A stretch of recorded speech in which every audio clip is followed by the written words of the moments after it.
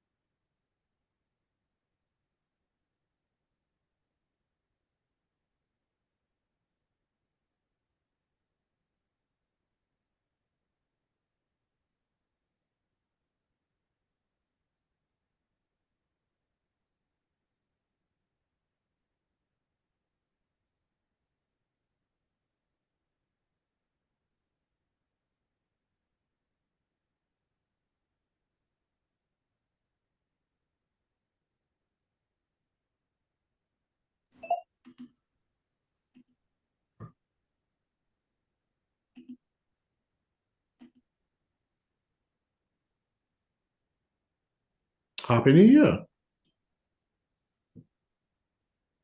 Hey, Happy New Hey, Year, Happy New Year. folks.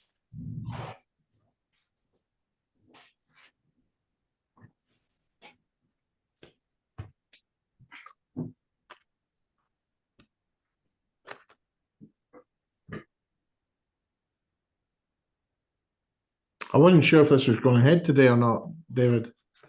It looked like it was, but was anyone on the last call?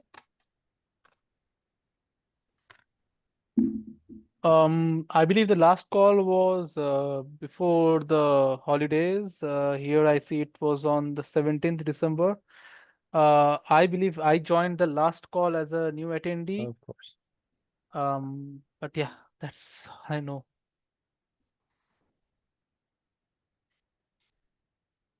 Hello, everyone. Happy New Year. Oh, Happy New Year. Brianna Vau.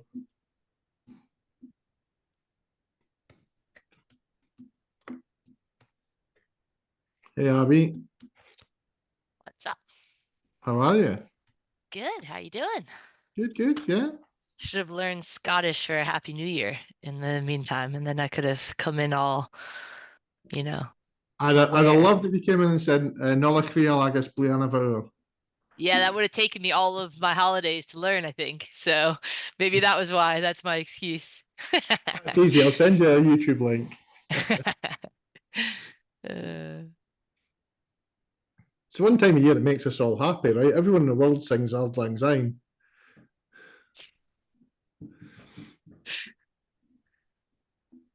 I agree with the everyone in the world being happy or having at least usually a quieter period, even if it's not in their own countries or cultures. The rest of the world is quiet enough they get to be quiet. Mm. So it's uh,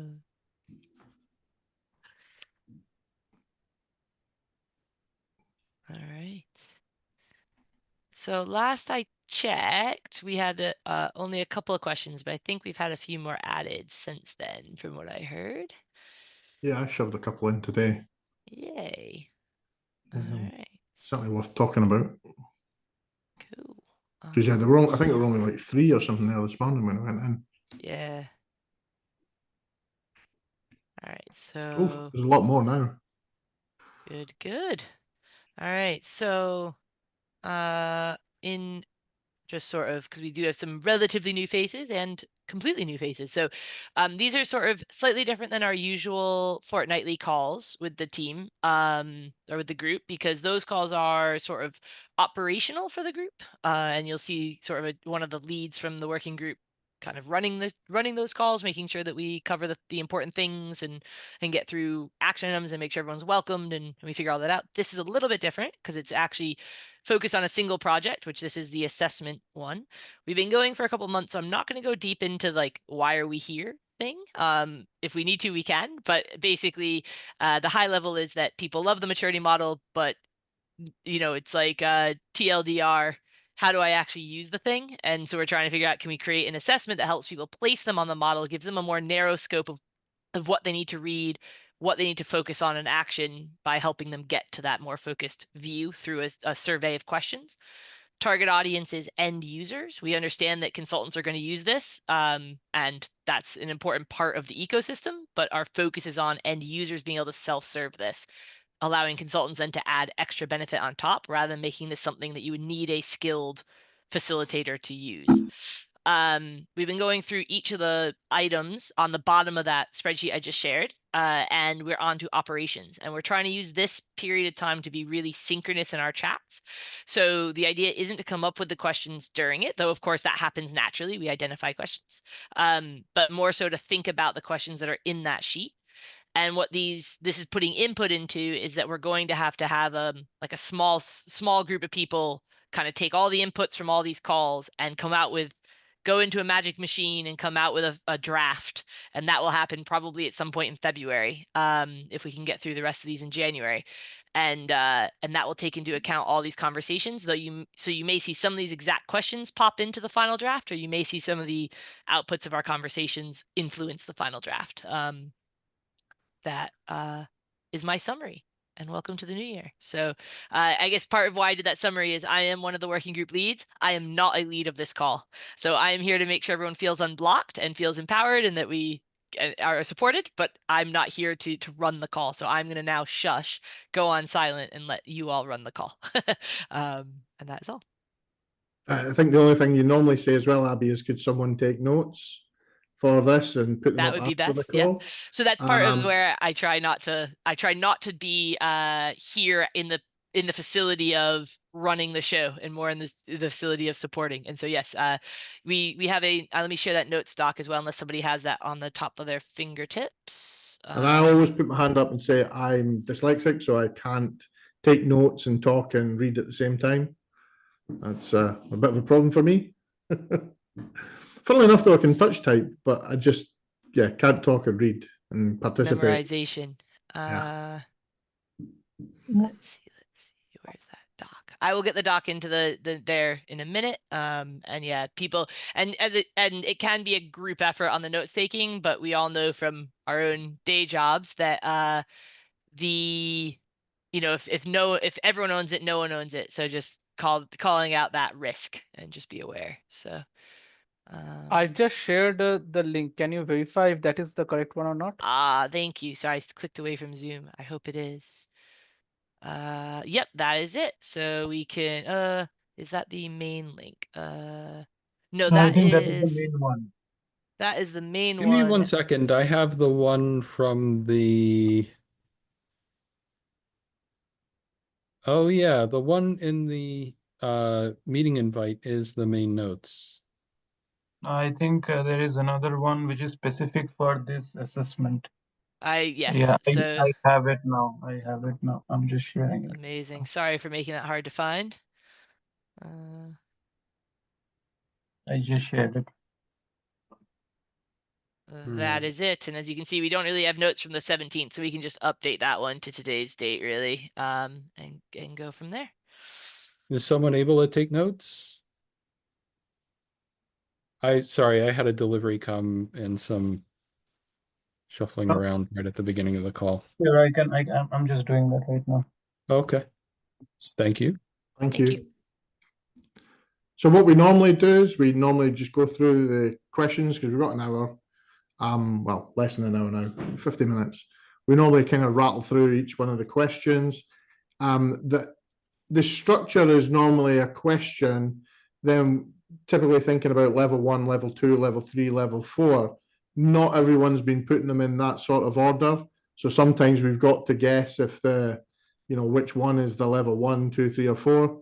But generally, we're looking for that sort of approach for the responses. So we can kind of think of, there's the very kind of immature to the very mature approach. And there'll be different options for each of the questions. And then we're having a bit of a discussion about the question. Does it make sense? Do the answers make sense? Sometimes we do a little bit of rewording on there. Other times we just make a comment and we quickly move through. Because as Abby said, the idea here is that we're trying to get a bank of questions that another team can then rattle through and condense that down into the final set. So, Chris, just one thing. So today when I got access to the doc, I had added a few I mean, I have the questions kind of in my another deck, sort of a document, so I should just add them directly into this Excel, is what you're saying, right? Yeah. That, Yeah. okay. And this, the variables, like let's say it's an MCQ sort of like A, B, C, D, that I have not yet done. So for now, is it okay if I just add those questions in? Yeah, and just put the then- questions in and we can see Perfect. if they're a good match. We don't always get through all the questions, but at least we've got them there. And the approach we've been taking so far is try and get through as much as we can. We time box it for this week and we move on to the next topic next week. I think we've got one topic left, Abby, is that correct? I can't see it on the screen. Yeah, I Teams- believe that we still have the Measure and measurement to go, and then we were going to go back and look at, I think it was interfaces that we had some Mhm. serious questions about. So we are going to spend maybe 2 more weeks going. So try and do operations today, measurement next week, come back around to interfaces the week after that. And then, yeah, basically stopgap if there needs to be, but ideally we'd be sort of looking at wrapping that up then. That would leave us at the end of January, giving us hopefully February to get that draft going, so that it can get reviewed before London, and that can put us into draft release mode in London, right? Saying, hey, we have a version 0.1 that we need the public to validate for us before we go and publish an official white paper, right? So that would give us a good time scale for that, I think. Yeah, sounds good. So our homework for next week is measurement. All right, let's start on question row 2. Does your platform have a structured backlog? That one was in there before I went in this morning. I thought it was actually decent. You know, we don't have a platform team. We've got a wiki. We've got a structured backlog. We've got a fully structured backlog, flow of ideas from developers. Kind of felt like that went through and answered against the maturity model areas. That was my view on that one anyway. Anyone else got an opinion on that one? So No, I'm go ahead, sorry. No, I was saying, yeah. See, I mean, at the end of the day, there are 2 questions I saw. One is adding the ideas, right? Which will basically normally, let's say in the best situation, will end up in an AHA portal, for example, an idea portal. And then that idea portal should basically drive your backlog. And then the product teams, if you are actually a platform as a product, you will take all of them. So I agree with that question, which is kind of related to the next question as well, from my perspective. Yeah. Some of these questions are about, do you have the capability? And then normally then how are you doing that? And that's when we had the original conversations with Corbin, it was all based on kind of, assessments getting done in person and trying to tease the answers out of teams, right? So we've tried to continue that on in some of the questions here, using that. Have you got this capability? Do you do something in this area? How do you do it? And so you'll see quite a bit of that. And I think, as David said in one of the last meetings as well, it's okay to have repetitive questions. Some questions are applicable in each one of the sections. We talked about that in a previous session as well. Whether that will come out in the final results has still got to be discussed, but we've said that's okay as well. So okay. I just have a general comment, kind of like the last time we ran into a section that lacked a bit of clarity. I'm finding this kind of straying into I kind of felt like investment was a lot of the place where we did the talking about development, and the operations section is starting out talking about capabilities and accepting new ones and things like that. And while I understand that's part of the whole operational life cycle, I feel like, just scanning that section and some of the questions, if you talk about it first, people think about that first, right? Whereas the point to me, of an operation section is day 2 through infinity, right? And I think one of the things that I've found is that people don't think of operations as full life cycle, right? You can have an application development team that their operating model is that they do feature development, they do support, they do,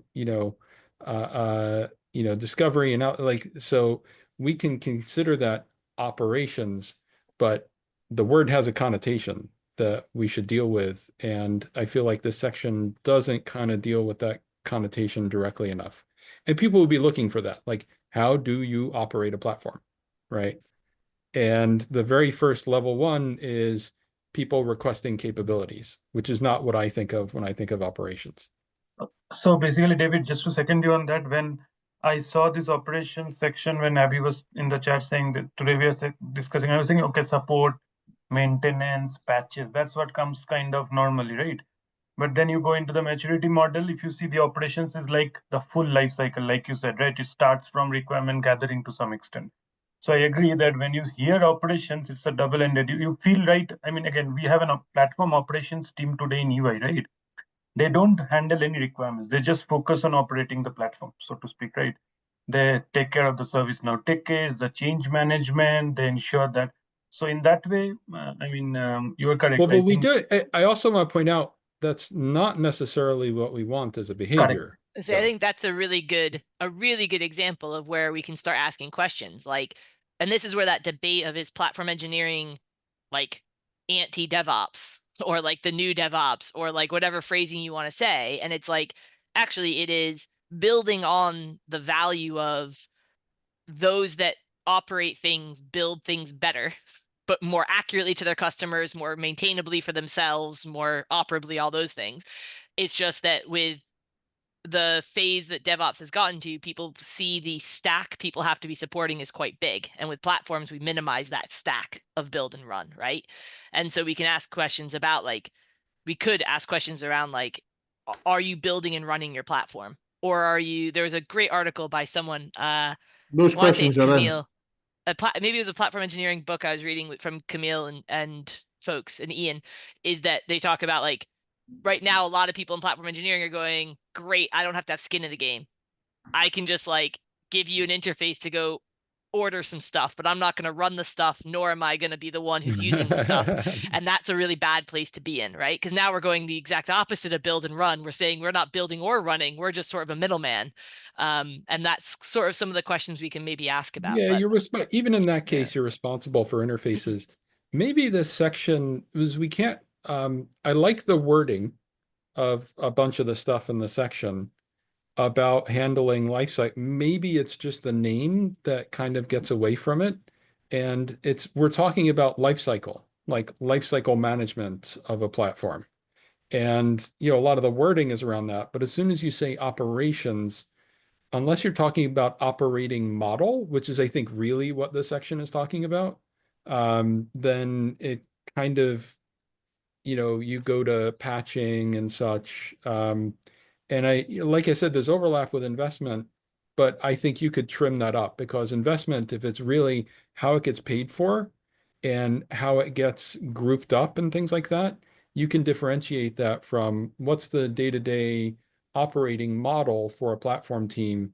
How much do they spend on features? How much do they spend on support? How do they find, what users need, things like that. So, and I think that's a really interesting, in my opinion, that's how we differentiate between investment and operations, because investment's about how do you get the humans and the budget and the whatever to be able to do things, and operations is about how do you actually like use that budget and those sets of humans and those like that energy, right? Could we for ourselves say operating model? And because when we say operations, there are going to be so many people who think of runtime support, right? Yeah. Operating models is fine because, to be honest, that's where I'm having a lot of my discussions at the moment, is exactly on that operating model with all of these. And this backlog question is really about your day 2+ and how are you taking the feature requests from other people. So, question 2 and question 3, maybe we change the wording slightly on the structured backlog, because we're really, as your point, David, right? We're talking about how do people make feature requests and how are we tracking that? Is it possible? What's the mechanism they do that? And, lowest maturity, no. Highest maturity, yep, we've got an ideas portal. Well, maybe not even an ideas portal, but even like get issues would be fine as well, right? There's many different ways, but what we're trying to get at is there's ways that they can request things. not just And I ticket think off. that level 1, I think, doesn't include enough about runtime operations either, right? Like there is no responsibility for what you put out there in level 1, and there always is. Like that's the trap that most platform teams get into is, or not quite platform teams, is they put something out there and then they're stuck in support, ad hoc Right. support. And I that's have by a- request support, right? Like Yeah, that's yeah. I do, yeah. I think That's that's I different have a from plan you- for I Yeah. have a plan for a talk for Atlanta, and if it doesn't turn into a talk, then it'll be a blog post or something via the group on those different team topologies and operating models. Because we've already seen, I think we talked about this after KubeCon, right? We saw some vendors and some companies have went down, push it down into the platform team. Then we've got bigger organizations that are actually doing a bit more federated. We've got all those models, but there's nothing really talking about that at the moment. And it would be good for us to have some sort of structured examples. We talked about that in one of the sessions pre-Christmas, and said, you know, we maybe be able to do that and collaborate on something like that. Get that out there to people to say, here's the model, and here's some examples of how you would do your kind of operational setup and the different capabilities that you need, the different teams that need to be involved. I'm clearly at one end of the scale. We've seen, you know, some of the like Bank of Canada, I think it was at KubeCon, went the other way, which was just a platform team of 15 people. And I think we saw other things in the way as well. You know, we had the teams that were coming from, I think it was US Bank. They talked about how they dealt with it, and there was Times of New York and a couple of others that have given some examples of their structures. It'd be good to capture that as well. No, yeah, exactly, Chris. Because I mean, as I said, I mean, there are different types of. For example, within eVive, our platform team is 1,040 people odd, roughly. So right, we are serving 75,000 odd developers. So it's a big team, and we are taking care of kind of like L1, L2, L3, 24/7 support. Again, that is now. But when we started in 2018-ish, 19-ish, some of the things we were kind of like this. We were saying, guys, we have just created a script. We have put it out somewhere in a wiki, and we really don't know, right? We cannot take ownership of that script, so to speak, right? So it's like we have done something. It's like a paved path or some high level guidance we have given, but now you do your own thing. But what I think one of the questions is like, I mean, the operations, when we see, at least when I first read this model, right? I mean, operations kind of struck to me as normal operations in IT lingo, which is basically day 2. That's what I think. If we change it to operating model, at least for now, or something along those lines, and then we decide how. Even when I'm reading the actual platform maturity model, even without this new assessment tool, I felt that operations is like, okay, operations. Then when I go in there, I see these questions about how is the platform being deployed, how are the requirements coming in. But normally we think about operations in a different way. Yeah, and I think we're capturing some feedback around like improvements to the model itself as well, and that's where like investment or interfaces I meant we need to come back to, because there might be more of that in that section than in other sections. So I think that's cool, and as long as we can be productive here in the chats, that's like the highest priority thing, and so operating model makes a lot of sense.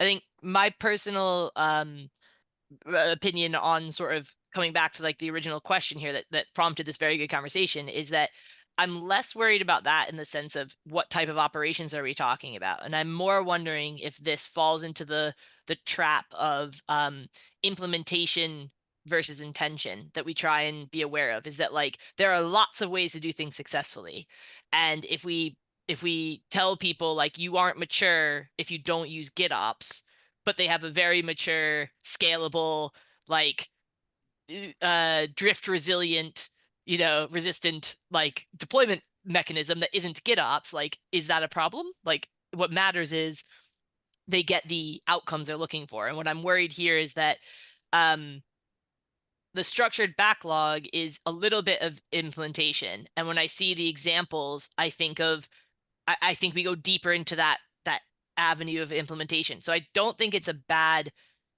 like intention of this question. Like, I think there's somewhere like a hint of good in there, but I think in its current wording, I'd find this a bit too trapped in like, if you don't do it the way I do it, then you're not mature. which I don't think was the intention of the person who wrote the question. I have no idea who wrote it, but that's how it can come across. And that's what I just want to like call that out as we go down the rest of these questions, because that's one of the things I, as like the lead here, is I'm going to be hyper sensitive to as we get into the final, like getting into the draft in February section, is that we stay as far as we can away from like we know the right implementation. It's more like we want to drive you to the right outcomes. That's what we want our paper to be focused on. So basically, Abhi, what you are saying is kind of like this is too opinionated, for example, too implementation focused. Rather, it could be a little bit generic, right? Guys, do you have a way to take feedback from your consumers and then influence your roadmap? As an example, yeah, how and you something take- around like the influence of that feedback, like, you know, so it could be something like how quickly does feedback get implemented, and you could see that being something that could help us identify people are reactionary, which would be not super mature, just as much as people who are like throw it on the back of a backlog and don't touch it for 6 months, which would also be not super mature, right? There can be two ends of that spectrum that can both be equally sort of not product oriented, like, you know, responsive to that. So, but this is where, like, to Chris's point, it's okay if we have some repetitiveness in our questions so that we can try and tease that out. So we may have more than one question around how do you take feedbacks that might sound a little bit repetitive, that might help us identify, is this that they're taking feedback too quickly, like they're just reacting to everything people say to them, versus are they not reactive to feedback because they actually just park it and like they just have too much stuff on their backlog to actually get to anything that users are asking about, right? I mean, my only other comment on that row was that the first answer talks about a platform team, but the question was about, does your platform have a structured backlog? So it wasn't actually asking about a team.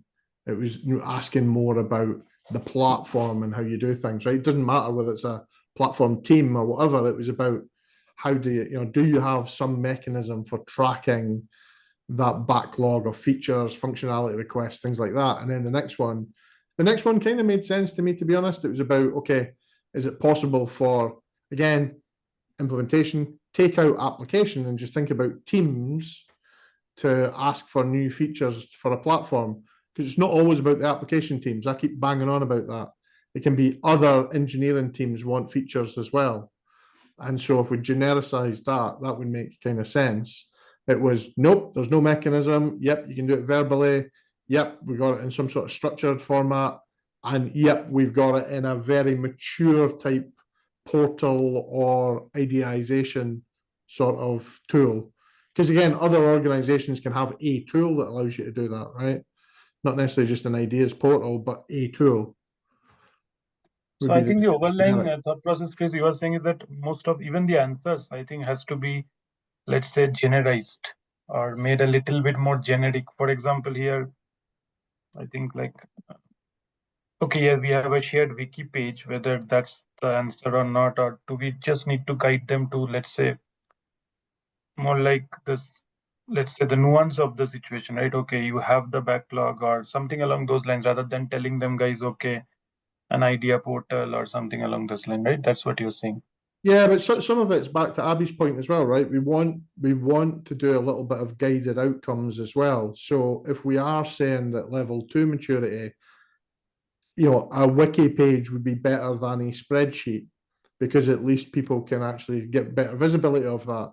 We might want to choose our words there, right? Because you could say a central spreadsheet is great, but it's not really visible enough, right? It's hidden away. You need to know where it's located to get to it, whereas wiki pages, at least, are more searchable and are a bit better. So I think that'll come into the discussions as well. That's right? where saying is discoverable and searchable or something is the thing Yeah, that I would exactly. want to like hook into. And I'm not worried about completely wordsmithing it right this second.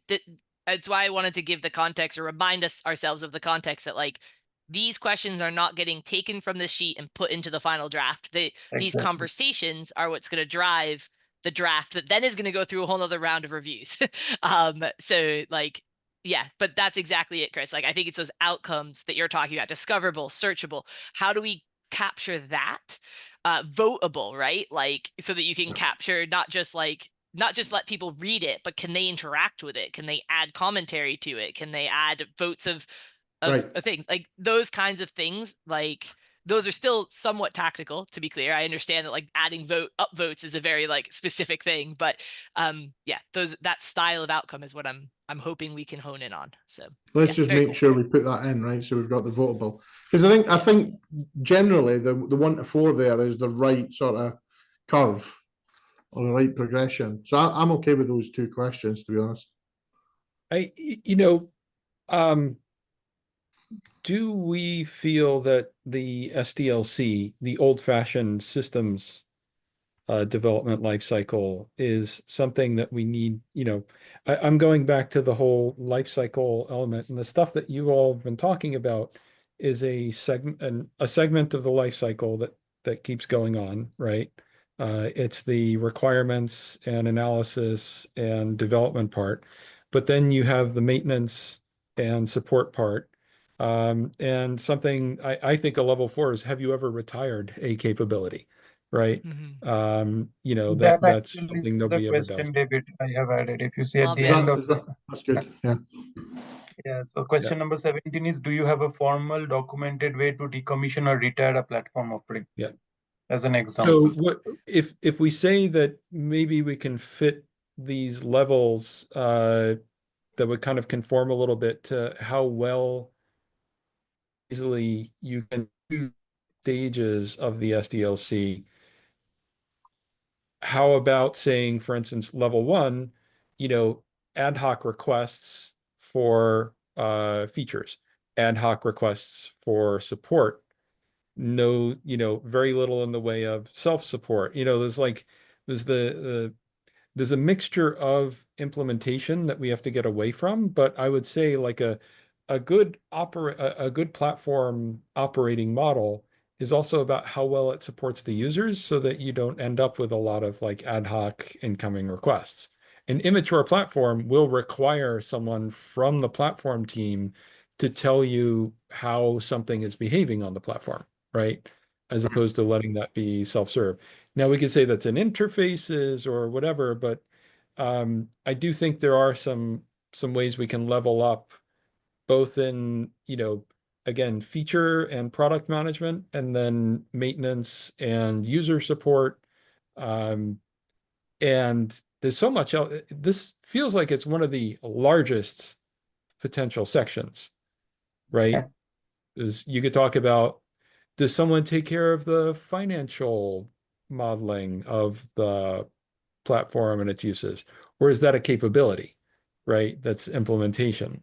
And, what you were talking about, Chris, with team topologies, that's a side, like this seems like something that could also branch out just based on size. Yes. Yeah. Easily, Exactly. I mean, right? that product management bit that you used, right? It's exactly that. When you've got a mass, you've typically got something that's doing that product management, and typically the requests are coming into the product management to do all that triage and stuff, not directly to the component teams, because the component teams, they're needing directed on what to do. So I think that's one of our questions, whether it's investment or where it sits. It's about that kind of maturity approach, right? Are you just a platform team, or have you got to the point where you're doing kind of a product management type approach with a really federated inner sourcing type model? I did try and capture that further down. I think I had something about the full inner sourcing contribution model, but yeah, I haven't really delved into that there, David, because I think that's something we need to figure out where that goes. And I think And that'll that's be why I a was thinking about challenge. this Yeah. separate presentation, right? Is not getting this into the team topologies discussion. I think that's a separate initiative in its own right. Because there's loads of opinions on how this should be done, especially by the vendors. Right, we've managed to get through it. We're 35 minutes in and we're still on question 2 and 3. So do you want to move to question 4?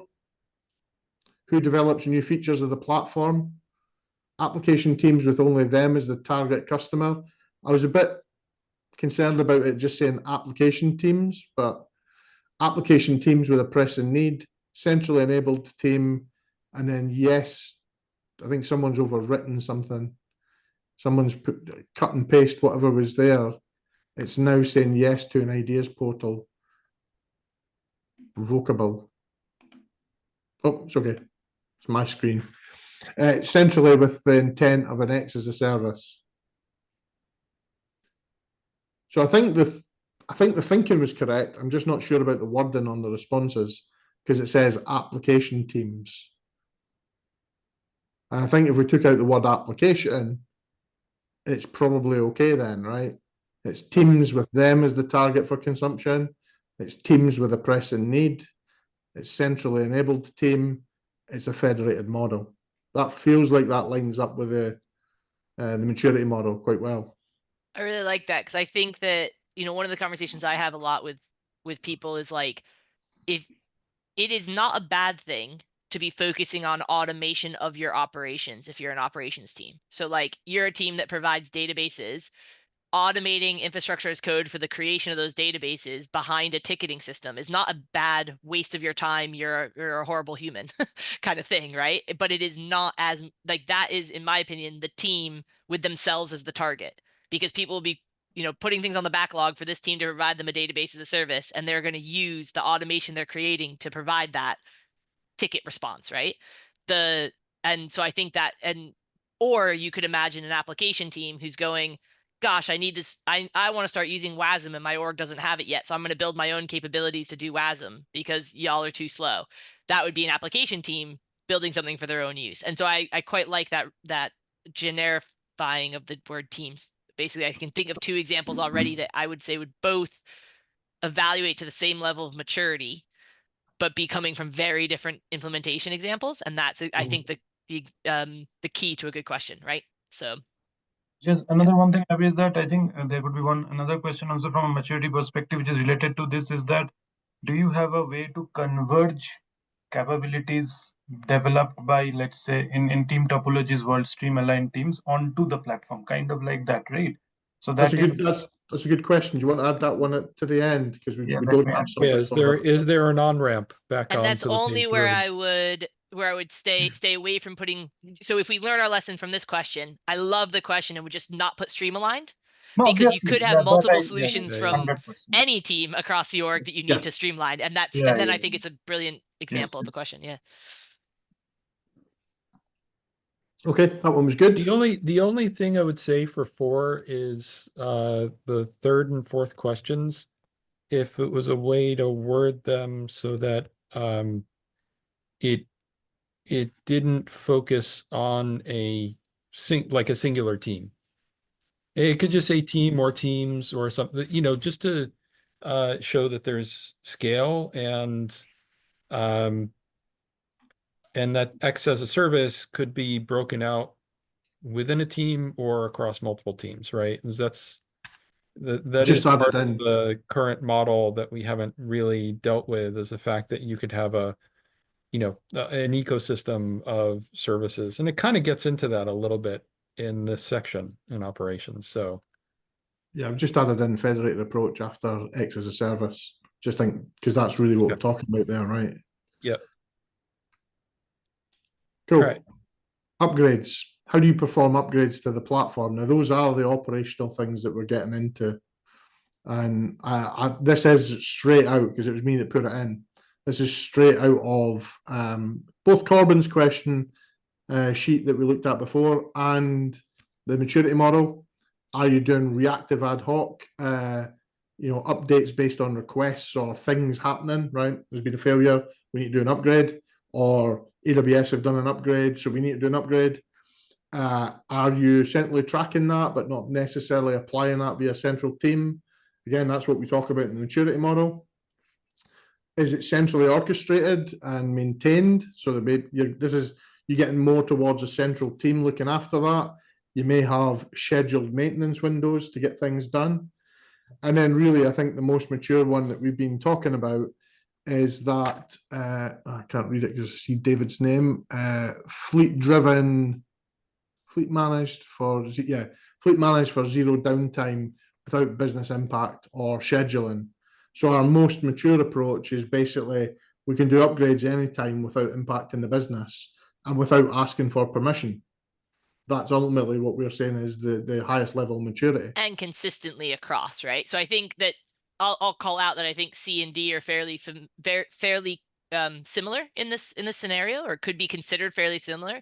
To me, I read these as being unique in that centrally orchestrated may or may not be like able to be done the same across everything. Like Correct. a central orchestration could be managing snowflakes in different ways, but Yeah, doing so that's centrally, versus the fleet managed is more like, no, everything is a soldier and it's all managed in a kind of consistent way. So Yeah. um that's what I was meaning, because you know that Yeah. scheduled maintenance window could just be Saturday 10 o'clock. Everyone does their upgrades, all teams, right? And that's where it's centrally orchestrated. A team manages that event window, but teams do their own thing. Whereas fleet managed is very much, you know, it's all orchestrated by the platform.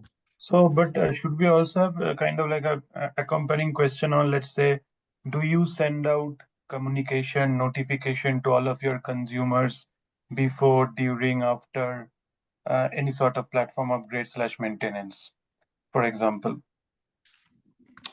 We could do that. I'd love to get into a debate how most people want to get away from that. And if we talk about like AWS as an example, you tend to communicate new features being added, but you don't communicate that you're doing an upgrade or a rollout of new features. No, not there. But if you go to their AWS, let's say, I think they have a log or something where you can at least correct. It's not like synchronous communication where you get an email or something, but there is a log where everything that has happened to, for example, the US East 1A can be seen. So I can see, for example, 3 clusters were upgraded from something to something, something like that. That's what I was like the observability of it. exactly. Yeah, because And then, otherwise, I think mean, yeah. the platform engineering is essentially becoming a cloud provider for your organization, and I think we can take a lot of ideas from the way that we've managed to work with cloud providers. So that observability into like, we can own your operations for you, but you can always double check what we're doing, or double check if you're seeing weird behavior, if it could have aligned with an operational window that we did or whatever. Similar to, I've talked to a lot of people about these operational, like when you should roll things out, how you can choose in a cloud provider. Are you on the like alpha track, or are you on the like move me only when you're about to deprecate this thing track, right? And you can go, what is your risk tolerance basically? And I think that's something that platforms can and should enable application users to choose from, right? So as an example, for example, within UI, what we are trying to do, so let's say Kubernetes, we are saying, okay, I mean, we are letting a consumer, let's say, again, I'm taking the term, the stream aligned team, let's say, develop and stay on a Kubernetes cluster, which is up to 4 versions less than the latest cluster.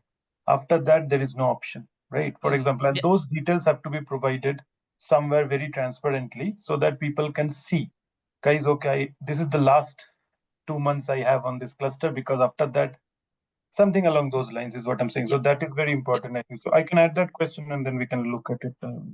Yeah, I think we need to think about the maturity, because the least mature that we've all been calling out is having to go to the business to arrange upgrades and maintenance and things like that. The most mature is that it's completely transparent, and there's stages in between, right? We've internally, we call that the permission model. You know, you're going to them to seek permission to do something.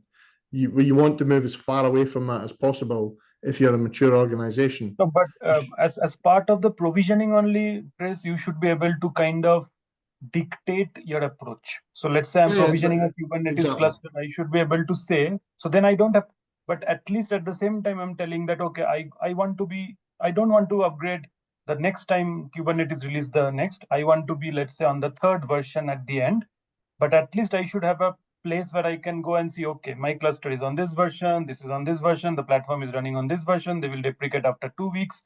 That visibility and that choice, that is the highest maturity, so to speak. So I don't necessarily agree with that. Okay. Because for instance, do you go to Amazon and do you get to choose what version of the OS they're running on their load balancers, right? No. Or what they, this is, I think the level of maturity needs to be decoupled a bit from the kind of visibility you're talking about, because it implies a certain implementation.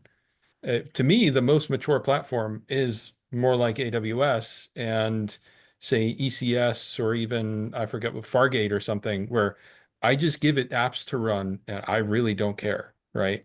I don't care when they upgrade nodes under me, as long as my application is running.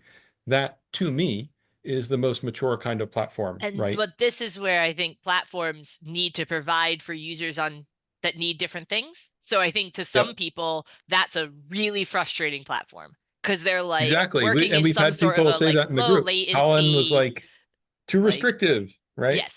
And so I think this is the challenge, and this is where the people who are building the platforms that are context aware for the business need to understand if the business wants people to be restricted, and then people might feel restricted, but that's exactly what the business wants, or not, and build for the different personas that they have in their businesses, right? And again, this is where the assessment, in my opinion, cannot judge people on how restrictive or how permissive their interface, their like API options are, because we don't know what good looks like in their context. What we do need to somehow tease out is, are they providing the right level of like configurability, or too much or too little, right? And so, And I think a level, so there might be a good split between interfaces and operating model for this kind of question, to be able to say, is it a hands-off upgrade process? Separately, can they have visibility and selection? Because, when I say I believe I give an app, right, and I don't care, that's a certain persona. That's an application developer. If I am running a storage service or a load balancing service on top of an underlying infrastructure service, then I probably will care about versions of things and compatibility and when I get upgraded. So I think just saying that it's as hands-off and automated, maybe with ability to have more visibility and choice, because it's not just the users and the business, it's like the business is potentially the ecosystem of capabilities providers, right? And they will have different ways of, or different needs that they'll get from a platform. And also, David, again, kind of aligned with what you and both Avi are saying, right? So as a platform also, I will offer offerings at different levels of abstraction. So let's say, for example, I'm offering document as a service. So SharePoint Online. I really don't care. I don't own, I don't know. But the moment I'm offering Kubernetes cluster as a service, then I cannot take that approach. Like, okay, I don't care. I will patch whenever I want, and it's a hands-free approach. But if I go on top of your Kubernetes cluster as a service and I offer an application paths that is basically like build pack oriented, then I can build up to that similar docs as a service level of abstraction on top of yours. I will care running that service what Kubernetes you run. Yes. But my users won't, right?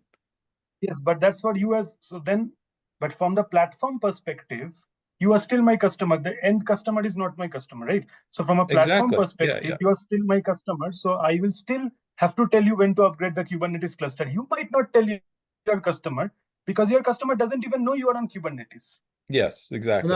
That's about the abstraction, yeah. Right.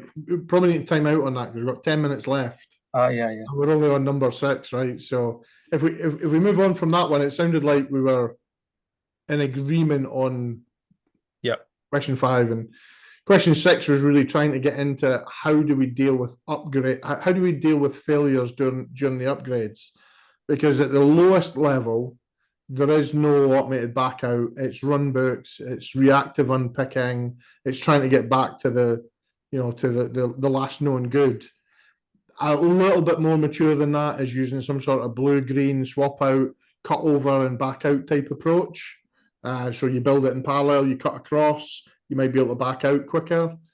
And again, this is coming from practical personal experience, to be honest. The next level after that is actually building that back out capability into the component or the product so that you've got that inbuilt rollout of upgrades or rollback. And then the final one really is trying to get into that fleet-driven approach where it's all the rollback is built in. And whether that's doing, successive progressive rollouts based on success of lower level environments, different regions before you can do the other regions, that's all baked into the actual fleet management approach as the highest level of maturity. if we think about the CSPs again, using Amazon as an example, that's how they do their upgrades, right? They'll typically do lower level, lower priority stuff first, certain regions first. That's a success. It moves on across the globe. I think that's what we were calling out as the mature approach. Make sense? I think blue-green is probably a level up.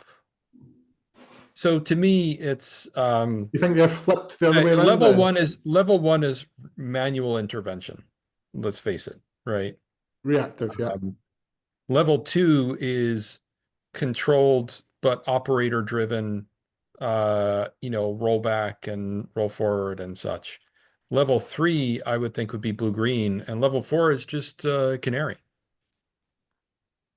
I think I would just, I loved your first two examples there, David. And if I take the same vocabulary you're using and apply it to the third, I would take away blue green and I would say like low impact, or not low impact. My words aren't going to be, we don't need to completely wordsmith it right see now, what but you're there's saying. It's effectively, it's low impact, but automated, or shot. like automated like redundancy or something. There's something there where you're basically saying the first is completely manual, the second one is an operator can step in, the third one is like the system manages it, but it's still like a rollback or like whatever, and then the fourth is like you don't even get to the point of that big impact because you have like early warning and or reduced blast radius, right? So 3 is about reduced time of impact, and 4 is about reduced blast radius of impact from the beginning even, right? And of course you're building on top of the area that is impacted will have a limited impact of time because you've built on top of the successes of the previous levels, I think. And I mean, canary is not even maybe the best. It's a concept we'll step everyone away from any of understands, those, but you're talking about progressive rollout, right? Exactly. Yeah. Exactly. And that's, I'm not worried right now about the like wordsmithing of those words. Like I hear what you're saying, and that's what like I think our group needs to like, align on right now, and I'm seeing nods and agreement, right? Like because we'll keep a hawk's eye for things like blue, green, or canary not being in the final copy, but as long as we understand what the reason that we're talking about those now is, we can make sure that the vocabulary used is aligns with the intention. So nice. Okay, and then moving on from that, row 7 was about, and this was getting into a little bit of that team topology approach, right? How do you engineer and support the platform? I think we've saw at the lowest level, we've seen potentially single teams approach, maybe not even saying platform is the word, but just a single team approach that are doing all the engineering and all the support. You might move on to you've got multiple teams doing the engineering support, but of their own little bits.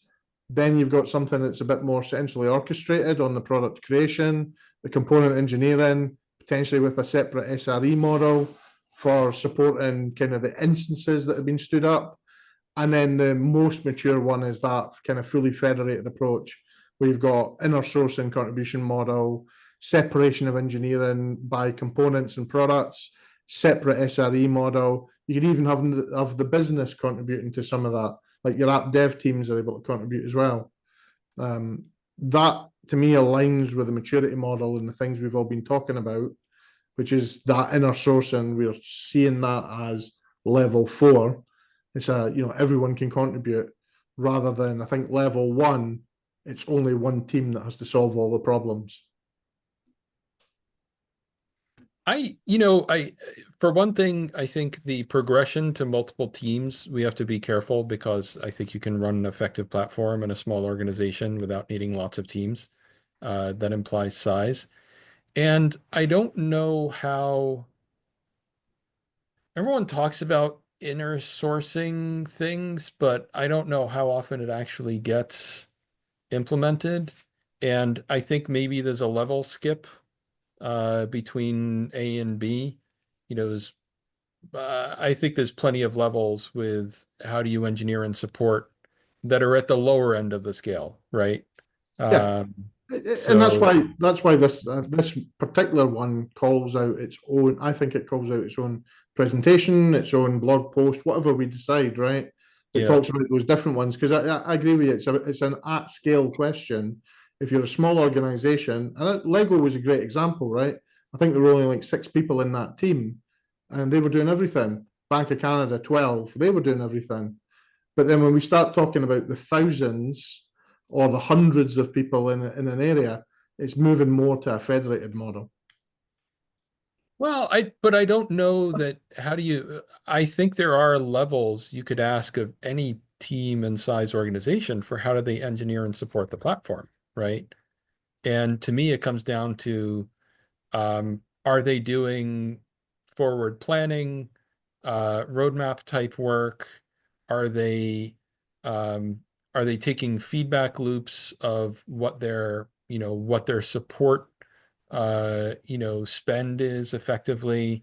I don't know that this is specifically has to be a scale problem, right? Because how you engineer and support could be mature or immature with the same 6 people, right? If you get people caught in traps where they're never burning down any tickets, right? Supporting a platform, that can happen at almost any scale.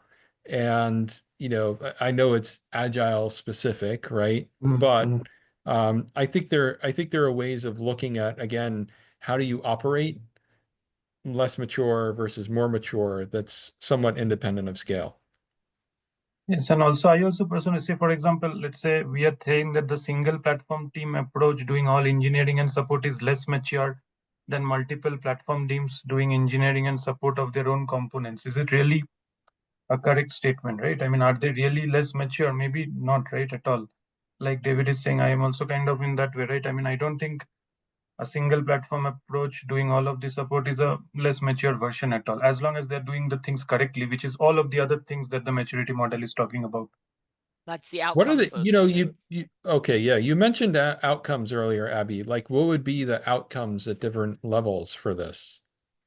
For the support in specific, or for Yeah, the engineering, how do you engineer and support, right?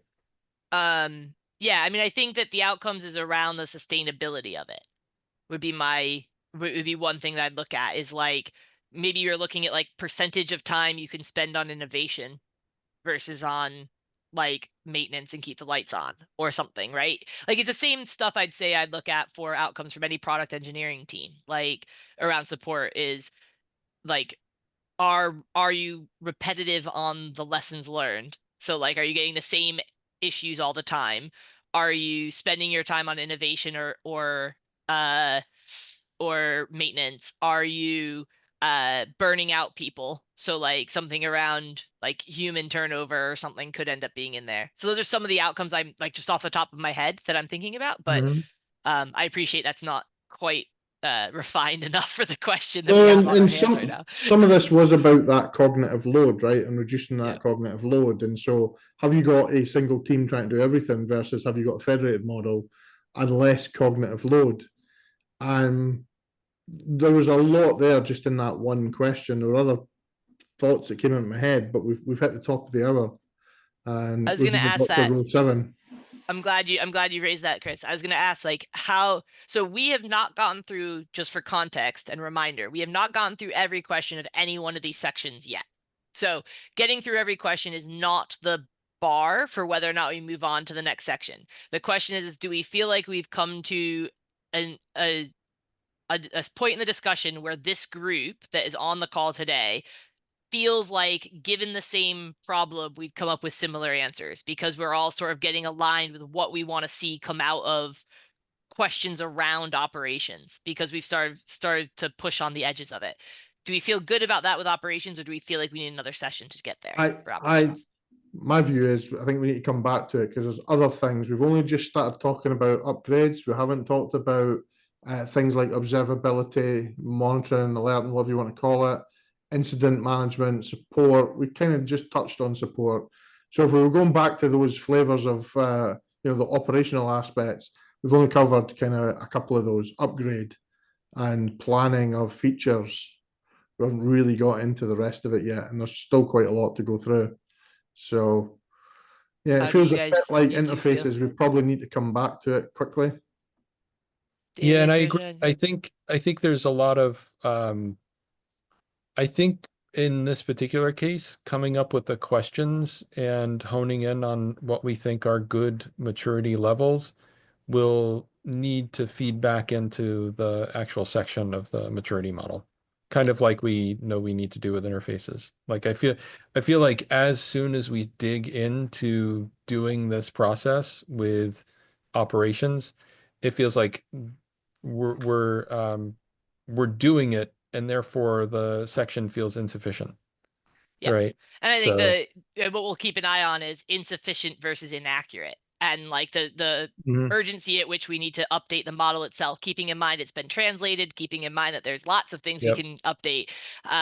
Will be like inaccuracies will create more urgency than insufficiencies, which we can fill in through blog posts that we refer back to and link out to and do those kinds of my things. So, only concern in terms of inaccuracy is how we're representing a full life cycle of management.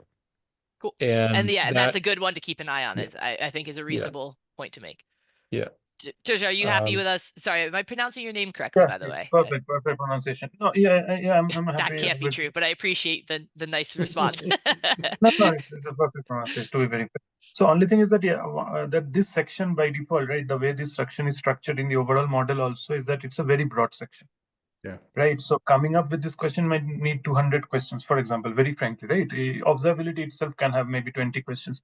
I think we just have to do the best we can to do kind of capture the whole life cycle, have some, let's say, as a version 1, because otherwise it would be like, I don't know how many calls we will need to finish this section. It's a huge section. And Yes, I agree. maybe what we focus on for the next one is more the deciding on what outcomes are. This is a suggestion, but if we decide what the levels are and what the outcomes need to be, maybe the questions that we are missing or should have in order, it was our end goal, the outcome of our exercise is for people to be able to tell where they are and Yes. then to have some hope of figuring out how to progress. Yeah. And if we The- need the- another, like really, I mean, you could see an entire other model around runtime operations. There's always Right. more. I completely agree. So just keeping in mind people's time, just because I want to have people keep being able to come back. So I want to make sure we stay on time and on target. If anyone wants to raise their hand to put in the summary, again, I'll get the video out and share that as a link that people can watch. But anyone wants to send a summary with a update that we're going to come back to operations next week. Right now, I'm looking at the calendar and I'm feeling good about the idea that we do operations next week, measurement the week after, and we go back to investment the last week of January. That will leave us February to say we're going to take the inputs over the last few months and sit down, and I'm going to start reaching out to people about creating a small group for that.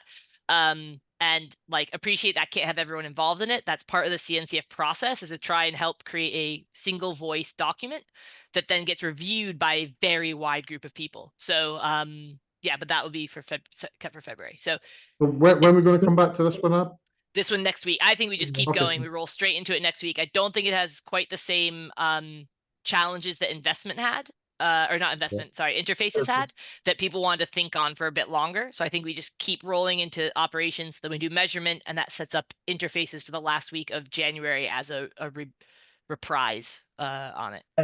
And last thing, Avi, from my end is that I have added quite a few questions. So I will add those based on this discussion, like the ABCD based on this, and then I will post on the Slack. And if any of us just want to take a look and update it at runtime, I think that could also be interesting before the next call.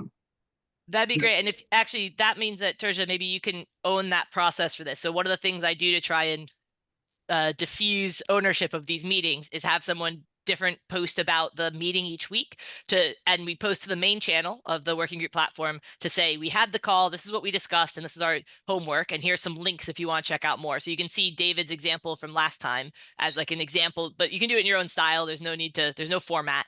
And yeah, so if you want to own doing that, we try and get that out in the next, like, I don't know, 24 to 36 hours, so next day or two-ish. Or maybe ideal. 72. Yeah, just to try and give people the time to like see it before the next week's session. So Yeah, but it doesn't need to be right this minute, by basically. Thursday is good because yeah. At latest Friday, right? You want to give people a day or day and a half at least to look at stuff. No, I will get this Exactly. done. Yeah, this should be done by tomorrow anyways. That should not be a problem. Tomorrow is absolutely fine. Doing that. The Amazing. only- Thank you all. So the only thing I wanted to say though, all these questions that are do you haves at the moment, we actually need to think about that back in the how do yous again, because Yep. I think we're asking questions about change management and support type processes, but it's not do you have that, it's how do you do that. How do you do it exactly? Yep. And how do you get that outcome? The outcomes of it. Yeah. Exactly. Yeah. Hey, Amazing. chat. See you all Thanks next all. week. You See y'all Bye. next week. Talk to you Bye. later. Bye. Bye.